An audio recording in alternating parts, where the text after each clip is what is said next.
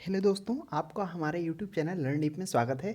आज हम लोग सिंचाई के साधन से रिलेटेड जितने भी वस्तुनिष्ठ प्रश्न हैं उसे देखेंगे। अगर इससे रिलेटेड आप थ्योरी का क्लास देखना चाहते हैं तो आप ज्योग्राफी के प्लेलिस्ट में जाकर वहाँ से देख सकते हैं। हालांकि इसके लिए कोई विशिष्ट या पार्टिकुलर रूप से चैप्टर नहीं लिया गया है सिंचाई के साधन से। अगर आप भारत का जो भौतिक स्वरूप है जिसमें उसको बांटा गया है, भारत के भौतिक स्वरूप को आर्थिक संरचना के आधार पर तथा भौतिक स्वरूप के आधार पर, उसी में से इस चैप्टर्स को निकाला गया है। क्योंकि उसमें हम लोगों ने क्या क्या देखा था, उसमें हम लोगों ने उत्तरी विशाल मैदान के बारे में पढ़ा था, दक्षिणी प्रायद्वीपीय पठार के बारे में पढ़ा था, उत्तर पूर्वी मैदानी भागों के बारे में पढ़ा था, पूर्वी तटीय पश्चिमी तटीय के बारे में पढ़ा था, तथा पूर्वी के क्षेत्रों को पढ़ा था, दक्कन के पठार का। तो वहीं से निकलता है, उसी में से इससे रिलेटेड पहले हम लोगों ने क्या देखा था, बांध से रिलेटेड देखा था, जलप्रपात देखा था, किस तरह से बांध बनाया गया है, जो जो भी नदियां था जिसमें हम लोगों ने नदियों के बारे में पढ़ा था। तो उस नदियों पर जो बांध बनाया गया उससे रिलेटेड अब जो किस किस क्षेत्र को वो सिंचाई देता है, कौन कौन सा क्षेत्र सिंचाई के लिए आवश्यक है, उसी का एक अंश है। तो उसे हम लोग आज वस्तुनिष्ठ प्रश्नों के रूप में देखेंगे। तो आइए इनसे रिलेटेड पहला क्वेश्चन देखते हैं। हाँ, एग्जाम में इससे रिलेटेड प्रश्न देखने को मिलेगा। पहला क्वेश्चन है कि स्वतंत्रता के बाद भारत में कुल संचित क्षेत्र कितना गुना बढ़ गया। तो भारत के बाद स्वतंत्रता के बाद बात की जाए तो भारत में कुल संचित क्षेत्र वह 4 गुना बढ़ गया। लेकिन हालांकि अभी देखा जाए तो वह कुछ ज़्यादा ही हो गया है, क्योंकि धीरे धीरे क्या होती जा रही है, सुविधा बढ़ता जा रहा है। नलकूप हो गया, नहर हो गया, इसको क्या किया जा रहा है, यह बढ़ाया जा रहा है। तो इसका जो सही आंसर होगा, जिस समय भारत स्वतंत्र हुआ था तो 1991 की बात की जाए तो 1991 में कितना था, वह था 226 लाख हेक्टेयर था। लेकिन अभी 2013 का रिपोर्ट देखा जाए उसमें 1082 लाख हेक्टेयर हो गया। तो हम कह सकते हैं यह 4 गुना वृद्धि हुई है। और हालांकि जो करंट डाटा आएगा, करंट डाटा में वह इससे ज़्यादा देखने को मिलेगा। नेक्स्ट क्वेश्चन देखिए, 2 में कह रहा है कि भारत में वर्तमान समय में कितनी लाख हेक्टेयर भूमि संचित है। देखिए, वर्तमान में तो जो बात किया गया है भूमि संचित का, तो वह 2013 के अनुसार अभी हम बताएं कि 1082 लाख किलोमीटर है, 82 लाख हेक्टेयर है।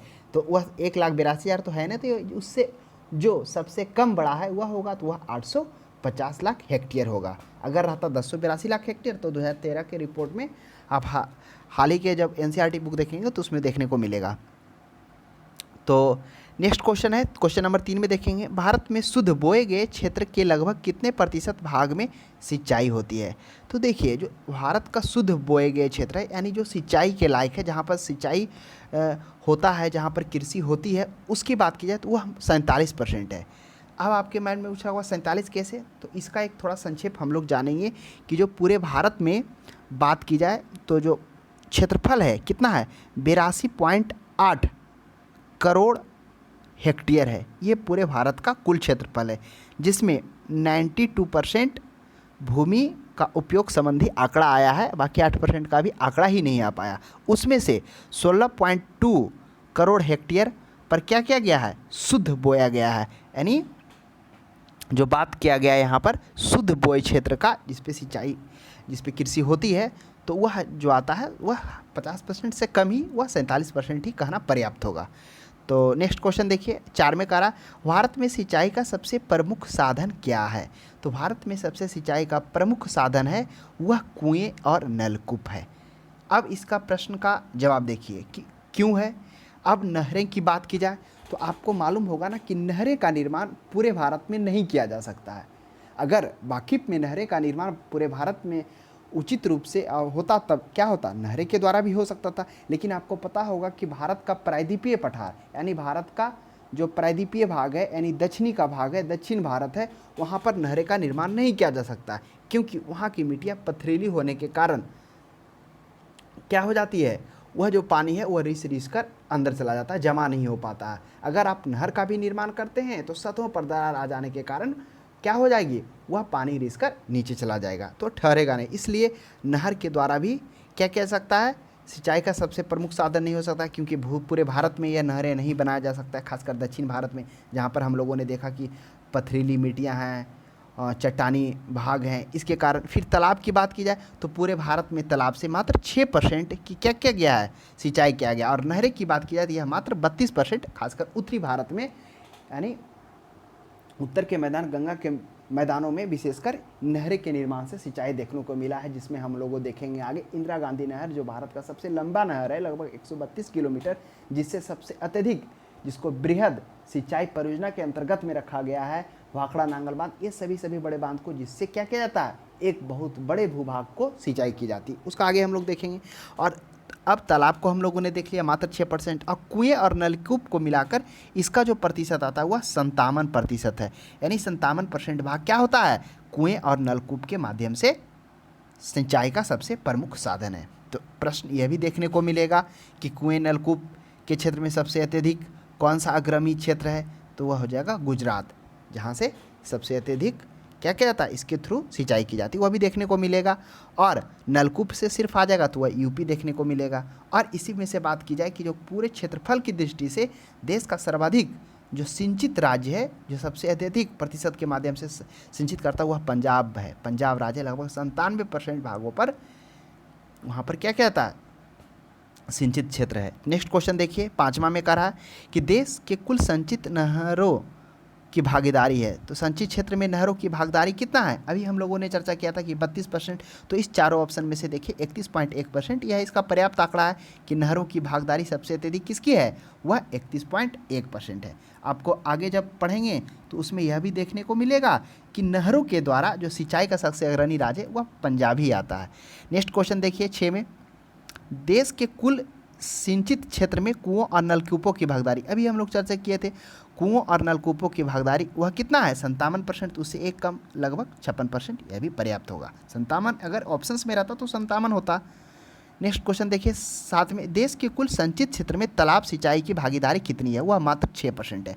तो ध्यान में रखेंगे जो हमारे देश में संचित क्षेत्र में जो विभिन्न जो योगदान है विभिन्न क्षेत्र का, जिसमें कौन कौन हो गया, तालाब हो गया, नहर हो गया, नलकूप तथा कुएं हो गया, उसकी भागीदारी को हम लोग याद रखेंगे, प्रश्न पूछता है। तो इसमें करा तालाब का 6%, अगर वही अभी क्वेश्चंस पूछ दिया जाता कि नहर का कितना योगदान है तो 32%, और कुएं और नलकूप का योगदान कितना, तो वह 57% है। हाँ, अगर व्यक्तिगत रूप से कुआं पूछ देगा तो उसकी चर्चा आगे देखते हैं। भारत के किस भाग में तालाब का सिंचाई के साधन के रूप में सर्वाधिक प्रयोग किया जाता है। अब प्रश्न देखिए पूछ रहा, तालाब का सिंचाई के साधन के रूप में किस भाग में सर्वाधिक उपयोग किया जाता है, तो इस प्रश्न का सही जवाब होगा वह होगा दक्षिणी। क्यों होगा, प्रश्न ये भी पूछ सकता है कि अगर मान लेते लिखने के आ गया कि क्यों दक्षिणी क्षेत्र में तालाब का सिंचाई का साधन के रूप में सर्वाधिक उपयोग किया जाता है, क्योंकि जो प्रायद्वीपीय भारत का भाग है वह पठारी है, तथा जो भूमि है वह पथरीली होने के कारण, धरातल के चट्टानी होने के कारण यहाँ का जल का रिसाव नहीं हो पाता है, जिसके कारण दक्षिण भारत में क्या होता है, तालाब में जो दर्रे होते हैं, यानी पानी बना रहता है, यानी तालाबों में देर तक, मतलब दर्रे नहीं कहिए, कि इसके कारण तालाबों में देर तक पानी बना रहता है। इन्हीं कारणों से तालाब को क्या किया गया, अत्यधिक सर्वाधिक के रूप में प्रयोग किया गया है। अब माइंड में उठा होगा क्योंकि हम लोगों ने देखा कि प्रायद्वीपीय पठारी भाग होने के कारण नहरें का भी निर्माण नहीं किया सकता, क्योंकि वहाँ की जो क्या है परतियाँ हैं, परतें, जब नहरों का निर्माण किए जाने के बाद परतें पर क्या हो जाती है, दरारें आ जाने के कारण रिसाव से पानियाँ वहाँ पे नहीं ज़्यादा समय तक टिकती है, वह चले जाती थी। इसके कारण तालाब सबसे अधिक दक्षिणी भागों में किया जाता है, कारण वही पठारी भाग तथा धरातल के चट्टानी होने के कारण जल के रिसाव नहीं हो पाता तालाबों में, तो इसका दक्षिणी हो जाएगा। नेक्स्ट क्वेश्चन 9 में देखिए, निम्नलिखित में से किस राज्य का सर्वाधिक क्षेत्र तालाबों द्वारा संचित किया जाता है। तो तालाबों द्वारा, अब आपको माइंड में एक प्रश्न तो आ गया होगा कि तालाबों के द्वारा सबसे ज़्यादा संचित वह दक्षिणी क्षेत्र में होता है। तो दक्षिण क्षेत्र, सभी तो दक्षिणी क्षेत्र के ही राज्य हैं, तमिलनाडु, आंध्र प्रदेश, कर्नाटक और केरल। तो अब देखिए इसमें से किसका होगा सबसे अत्यधिक तालाब के द्वारा। अब तालाब के द्वारा क्यों होता है, क्योंकि हमने अभी बताया कि जो प्रायद्वीपीय भारत का भाग है वह क्या है, भूमि पथरीली होने के कारण, धरातल में चट्टानी होने के कारण यहाँ पर जल का रिसाव तालाबों में नहीं हो पाता, जिसके कारण दक्षिण भारत में तालाबों में देर तक पानी बना रहता। इन्हीं कारण से तालाबों का अत्यधिक उपयोग किया जाता है, किसके अपेक्षा में, नहरों और नलकूपों की अपेक्षा में। तो इसका हो जाएगा सबसे अधिक तालाबों द्वारा। अब हमारे अनुसार तो होना चाहिए आंध्र प्रदेश, लेकिन आप इसका जवाब बताइए कि इसका क्या सही होगा। कहीं कहीं तमिलनाडु भी देखने को मिलता है। आंध्र प्रदेश शायद हो सकता है, क्योंकि इसके जो विदर्भ के भाग हैं वह बंजर पाए जाते हैं, यानी वहाँ पे पठार होने के कारण, वह जो क्षेत्र है पहाड़ी होने के कारण उस क्षेत्र को कुछ क्षेत्र बंजर आता है जो आंध्र प्रदेश में ही पड़ता है। तो आप इसका हमें कमेंट बॉक्स में जवाब दीजिए, क्या पर्याप्त आंसर होना चाहिए कि दक्षिण भारत में सर्वाधिक कृषि में तालाबों को सिंचित किया जाता है, कौन सा क्षेत्र में, तमिलनाडु के आंध्र प्रदेश। नेक्स्ट क्वेश्चन 10 में कह रहा है निम्नलिखित में से किस राज्य में नलकूपों द्वारा संचित भूमि क्षेत्र सबसे अत्यधिक है। तो निम्नलिखित में से किस राज्य में नलकूप द्वारा संचित भूमि क्षेत्र सबसे अत्यधिक है, बिहार, हरियाणा, उत्तर प्रदेश और पंजाब। तो नलकूपों के माध्यम से संचित भूमि क्षेत्र सबसे अत्यधिक यूपी में किया जाता है, तो ध्यान में रखेंगे वह कौन सा हो जाएगा, वह यूपी हो जाएगा। नेक्स्ट क्वेश्चन देखिए, भारत में नहर द्वारा सिंचाई में कौन सा राज्य अग्रणी। अब नहर, जब नहरों की बात हो जाती है तो नहरों का सबसे अत्यधिक जो उपयोग किया गया है वह उत्तरी मैदानों में किया गया है, खासकर गंगा के मैदानों में, इस क्षेत्रों में, उत्तरी भाग के मैदानों में, जिसमें से हम लोगों ने देखा कि जो बृहद सिंचाई परियोजना के अंतर्गत है उसमें नहरों को शामिल किया गया। इसमें बड़े बड़े लंबे लंबे क्या किए गए हैं, नहरें शामिल किए गए, इंदिरा गांधी भाखड़ा बांध। तो यह जो है नहरों में अग्रणी राज्य सबसे है वह पंजाब है। पंजाब हम लोग क्या देखे थे, सबसे अधिक क्षेत्रफल की दृष्टि से सर्वाधिक संचित राज्य भी पंजाब ही आता है, नहरों के क्षेत्र में भी अग्रणी राज्य पंजाब ही है, तो ध्यान में रखेंगे। नेक्स्ट क्वेश्चन देखा जाए 12 में कह रहा कुओं और नलकूपों द्वारा सिंचाई में अग्रणी राज्य। अगर कुओं और नलकूपों की बात किया जाए तो वह क्या हो जाएगा, वह सबसे अत्यधिक अग्रणी राज्य हो जाएगा, गुजरात हो जाएगा, तो ध्यान में रखेंगे। अगर तालाब से बात की जाए तो वह क्या हो जाएगा, तालाब के यानी दक्षिणी क्षेत्र में, दक्षिणी क्षेत्र जो प्रायद्वीपीय पठार के नाम से जानता है, प्रायद्वीपीय क्षेत्र के नाम से जाना जाता है, तो उस क्षेत्र को जिसमें दक्कन के पठार भी मौजूद हैं, तो प्रायद्वीपीय पठार जिसमें दक्षिणी भारत के क्षेत्र आ जाते हैं, तो वह तालाबों के द्वारा होता है, जिसमें अग्रणी कौन है, हम लोगों ने देखा तमिलनाडु है। नेक्स्ट क्वेश्चन 13 में देखिए, निम्नलिखित में से किस राज्य में शुद्ध बोए गए क्षेत्र का सर्वाधिक भाग सिंचित है। तो किस राज्य के शुद्ध बोए गए क्षेत्र का सर्वाधिक भाग संचित है, तो वह सर्वाधिक शुद्ध कहाँ बोएगा, वह पंजाब। हम लोग अभी ने देखा था कि जो क्षेत्रफल की दृष्टि से क्या है, देश का सर्वाधिक सिंचित राज्य वह पंजाब है, जिसमें से लगभग 97% भागों पर वहाँ पर क्या किया जाता है, सिंचित भाग है। और सबसे कम वही बात की जाए मिजोरम मात्र 7% के साथ सबसे कम स्थानों पर है। नेक्स्ट क्वेश्चन 14 में देखिए, प्रायद्वीपीय भारत में तालाब से सिंचाई के प्रचलन के लिए निम्नलिखित में से कौन सा एक कारण नहीं है। तो प्रायद्वीपीय भारत में तालाब से सिंचाई के लिए कौन सा एक कारण नहीं है। अब देखिए, हमने अभी बताया था कि जो प्रायद्वीपीय भारत में तालाब का निर्माण क्यों किया गया है, क्योंकि खासकर वहाँ पे क्या होता है, चट्टानी होने के कारण, धरातल की चट्टानी होने के कारण यहाँ जल का रिसाव नहीं हो पाता है, जिसके कारण दक्षिण भारत में क्या किया गया था, तालाब में देर तक पानी बना रहता है, इसी कारण वहाँ अत्यधिक उपयोग किया गया। तो वही कह रहा है कि तालाब से सिंचाई के प्रचलन में कौन सा कारण नहीं है, कौन सा कारण नहीं है, उच्चवाच और कठोर शैल, यह तो कारण है, कठोर शैल का होना जिसके कारण पानी देर तक टिका रहता है, वही बरसात का पानी जिसके कारण तालाबों से अत्यधिक वहाँ देखने को मिला है सिंचाई। नेक्स्ट क्वेश्चन देखिए, अप्रवेश शैल, बिल्कुल अप्रवेश शैल, जो चट्टानें होते हैं वह छिद्रदार तो होते नहीं हैं, वह क्या होते हैं,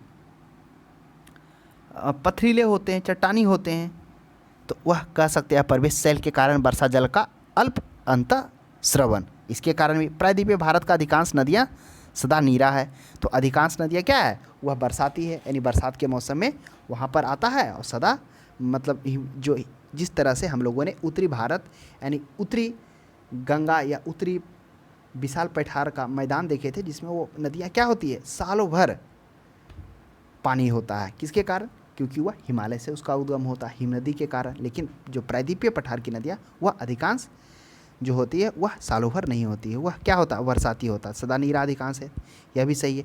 ऐसी कई सरिताएं हैं जो वर्षा ऋतु में क्या करती है, वेगवती हो जाती है, तो यही गलत है, जो क्या होता है वर्षा ऋतु में वह क्या हो जाती है, ऐसी कई सरिताएं जो वर्षा ऋतु में वेगवती हो जाती है, तो यही इसका पर्याप्त कारण नहीं है, ऑप्शन नंबर डी हो जाएगा। नेक्स्ट क्वेश्चन देखिए 15 में कहा गया है कि इंदिरा गांधी नहर निकलती है, तो इंदिरा गांधी नहर कहाँ से निकलती है, तो इंदिरा गांधी नहर, सबसे बड़ी बात आपको मालूम होना चाहिए, जो इंदिरा गांधी नहर है भारत की सबसे लंबी नहर के रूप में आता है, जो 145 किलोमीटर है। इससे खासकर पंजाब और राजस्थान को सिंचाई का काम किया जाता है सबसे बड़े क्षेत्र में। और ये कौन सा नहर से निकलती है? वो हरिके बांध से निकलती है। जब आपको ध्यान रखिए, जब ब्यास और रावी नदी के पानी को सतलज में लाकर बनाया जाता है, जहाँ पर ब्यास और सतलज का मिलन होता है, वहाँ पर हरिके बांध बनाया गया, वहीं से इंदिरा गांधी नहर निकाली गई है। पोंग कहाँ? ब्यास पर बनाया गया। भाखड़ा नांगल जो सबसे ऊंचा बांध, गुरुत्वीय ऊंचा बांध के रूप में देखा गया। अगर सबसे ऊंचा बांध पूछ जाए तो क्या हो जाएगा? वह टिहरी बांध हो जाएगा। इसकी चर्चा हम लोग पिछले के क्लासों में हम लोग उकाई बांध जो हम लोग कहाँ देखने को मिला? तापी नदी पर। नेक्स्ट क्वेश्चन देखिए 16 में, इंदिरा गांधी नहर या राजस्थान नहर को किस नदी से जल मिलता है? अब इंदिरा गांधी नहर को किसका? तो मेन तो है सतलज है ना, यही सतलज नदी जो हम लोग पढ़े थे कि जो सिंधु नदी के समानांतर 400 किलोमीटर दूरी तय करने के बाद वह सीपी लाख के दर्रा से वह अचानक भारत में मुड़ती है। तो वही है सतलज नहर के द्वारा इंदिरा गांधी नहर को मेन रूप से मिलता है। और इसमें व्यास और रावी के जलधारा को लाया जाता है। भारत में सबसे लंबी सिंचाई नहर तो वही हो जाएगा 132 किलोमीटर, 132 या 125 किलोमीटर इंदिरा गांधी नहर है सबसे लंबी नहर। नेक्स्ट है 18 में, सारण सिंचाई नहर कहाँ है? यही सारण है जो बिहार के सारण जिले से निकलती है गंडक से। अब इस गंडक का उद्गम स्थान कहाँ है? तो याद करिए, यह इसका गंडक नेपाल से हुआ है, जो धौलागिरी और एवरेस्ट से निकलती है। और इसमें दो सरिताओं को मिलकर इसका निर्माण हुआ गंडक। कौन कौन है? दो, काली गंडक और त्रिशूल गंगा को मिलन से गंडक नदी का निर्माण हुआ है। और जो कहाँ होती है? ये दानापुर के, ये मतलब बिहार के सोनपुर में आकर मिलती है गंगा से। नेक्स्ट क्वेश्चन देखिए 19 में, त्रिवेणी नहर में किस नदी से पानी आता है? अब बताइए, त्रिवेणी नहर में गंडक नदी से पानी आता है, उसी पर बनाया गया। नेक्स्ट क्वेश्चन 20 में देखते हैं हम लोग, निम्नलिखित में से कौन सी सुमेलित नहीं है? कौन सी सुमेलित नहीं है? अब मिदानपुर नहर, तावा project, Mettur dam, Ukai project. अब देखिए CAD मेटूर डैम तो हम लोग पढ़े थे, यह कावेरी नदी पर है, बिल्कुल सही बात है। साथ में और कौन था कावेरी नदी पर? लोअर भवानी, ये भी प्रश्न पूछता है, लोअर भवानी यह भी कावेरी नदी पर। तापी पर कौन हम लोगों ने देखा? उकाई प्रोजेक्ट तापी नदी पर बनाया गया। और कृष्णा नदी पर तो तवा प्रोजेक्ट की चर्चा नहीं थी, यहाँ पर नागार्जुन सागर बांध की हुई थी, अलमाटी बांध की चर्चा हुई थी। किस पर? कृष्णा नदी पर, तो यह गलत हो जाएगा। और कांसवती नदी, मिदानपुर नहर, इसकी चर्चा नहीं की है, तो आप एक बार इसे देख भी लेंगे। नेक्स्ट क्वेश्चन देखेंगे 21 में, तो इसका 20 का सही जवाब क्या हो जाएगा? 20 का ऑप्शन नंबर बी हो जाएगा, ध्यान में रखेंगे। 21 में कह रहा है, नीचे दिए गए वक्तव्य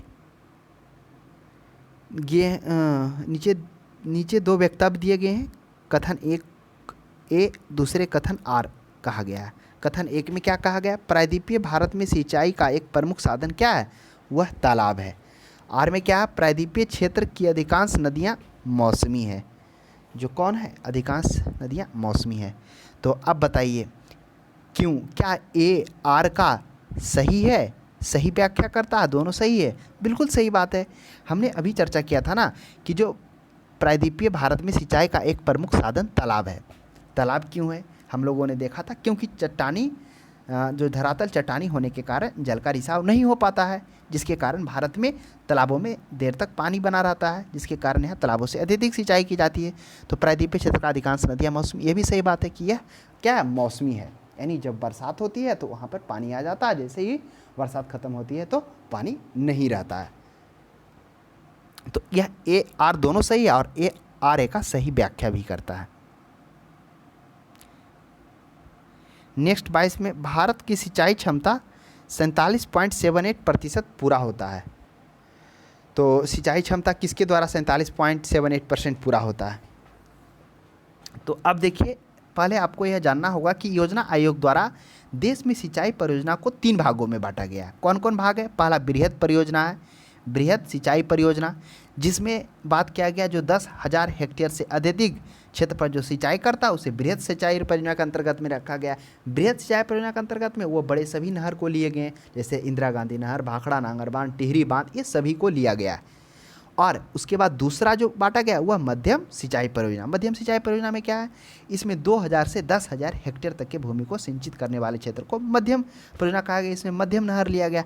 और लघु परियोजना में क्या कहा गया? लघु परियोजना में जो 2,000 हेक्टेयर से कम सिंचाई करता है वह लघु सिंचाई परियोजना के अंतर्गत में रखा गया। इसमें लघु परियोजना के अंतर्गत में मुख्यतः तालाब, कुआं, नलकूप, ड्रिप सिंचाई, ये सभी लघु परियोजना के अंतर्गत में आते हैं। तो कह रहा है कि भारत की सिंचाई क्षमता पूरा करता है, यह कौन पूरा करता है? तो यह करता है बी, बृहत परियोजनाओं के द्वारा, क्योंकि यह 10,000 हेक्टेयर से अत्यधिक भूमि को सिंचित करता है, तो इसका ये हो जाएगा। हाँ, अगर पूछ दिया जाता कि सबसे अत्यधिक जो किया जाता है किसके माध्यम से, तो हम लोगों ने देखा था कि जिसमें किसका योगदान सबसे अत्यधिक था, कुओं का, नलकूप का। तो यही लघु परियोजना के अंतर्गत में जो तालाब, नलकूप, कुआं इत्यादि ड्रिप सिंचाई आते, उसके तहत 51 से 57% क्षेत्रों को हम लोगों ने देखा था सिंचाई का प्रमुख साधन के रूप में काम कर रहा था। अगर वह आ जाता तो लघु परियोजना आ जाता। नेक्स्ट क्वेश्चन देखिए 23 में, भारत के किस क्षेत्र में अत्यधिक असिंचित खेती की जाती है? अब देखिए असिंचित खेती, जहाँ पे सिंचाई नहीं हो पाता है। अब आप याद करिए, ऑप्शन ए कनेरा मैदान, चलिए कनेरा को रहने देते हैं। दक्कन के पठार, अब दक्कन के पठार कौन था? अब याद करिए, तो दक्कन का पठार क्या था? जब हम लोग प्रायद्वीपीय पठार के बारे में पढ़े थे, उसमें से हम लोगों ने देखा था कि एमपी, महाराष्ट्र, कर्नाटक, आंध्र प्रदेश, तमिलनाडु, ये सभी क्षेत्र, अधिकांश क्षेत्र जो क्या हैं, मतलब ज्वालामुखी के उद्गार के निर्माण से बने हुए हैं। यहाँ की जो मिट्टियाँ हैं वो अग्नेय शैली के चट्टानों से बनी हैं, जो परिवर्तित होकर काली मिट्टी का निर्माण की है। तो यह दक्कन का पठार है। अब ये दक्कन का पठार कैसा होगा? जैसे ज्वालामुखी के परत से निर्माण होगा तो पथरीली होगा, उबड़ खाबड़ होगा, खासकर चट्टानी रूप होगा। तो यह तो पॉसिबिलिटी बनता है कि असिंचित यहीं पर होगा, ज़्यादा देखने को मिलेगा। कोरोमंडल तट कौन था? आप याद करिए, कोरोमंडल तट जब हम लोगों ने भारत का भौतिक स्वरूप पढ़ा था, उसका विस्तार के बारे में अध्ययन किया था, भौतिक स्वरूप आर्थिक संरचना के आधार पर, तो हम लोगों ने देखा था कि दो प्रायद्वीपीय पठार है, उसको दो भागों में बांटा गया, एक पूर्वी तट का मैदान और एक पश्चिमी तट का मैदान। तो वही पूर्वी तट के मैदान को मुख्यतः 3 भागों में, सबसे ऊपरी भाग को जो उत्तरी सरकार के रूप में जाना जाता था, और सबसे मध्यम भाग को कोरोमंडल के तट के नाम से, और सबसे दक्षिणतम बिंदु पूर्वी तट का जो कोरोमंडल तट के नाम से जाना जाता था। कोरोमंडल तट तो योग है ही है, क्योंकि वहाँ पर सिंचाई देखने को, फसल देखने को मिलता है। गंगा का मैदान, ये तो उपजाऊ मैदान में के नामों में आता है, उपजाऊ मैदान के नामों में इसका नाम लिया जाता है, क्योंकि वो गंगा के किनारे जितने भी जो भूमि हैं, जो नगर क्षेत्र बसे हुए, वहाँ पर वह सिंचाई योग्य है और वह उपजाऊ है। उपजाऊ होने का और भी कारण है कि वो अपने साथ गाद भी लेकर आती है, जो अत्यधिक क्या हो जाती है, कहिए सिंचाई, मतलब कहने का मतलब वह उपजाऊ हो जाता है। तो इस तरह से असिंचित क्षेत्र की खेती कहाँ होती है? वह दक्कन के पठारों में क्यों होता है? इसका कारण हम लोगों ने देखा। तो यही कुछ प्रश्न था सिंचाई के साधन से रिलेटेड, जो एग्जाम में प्रश्न बन सकते हैं, जिनसे पूछे जा सकते हैं। आप लोग अगर गौर से देखेंगे तो बीपीएससी, एसएससी में ये सभी एग्जामों में प्रश्न इनसे पूछे गए हैं। तो आज के लिए इतना ही। अब हम लोग किसी अगले टॉपिक के साथ अगले क्लास में मिलते हैं। तब तक को हमारे क्लास को देखने के लिए धन्यवाद।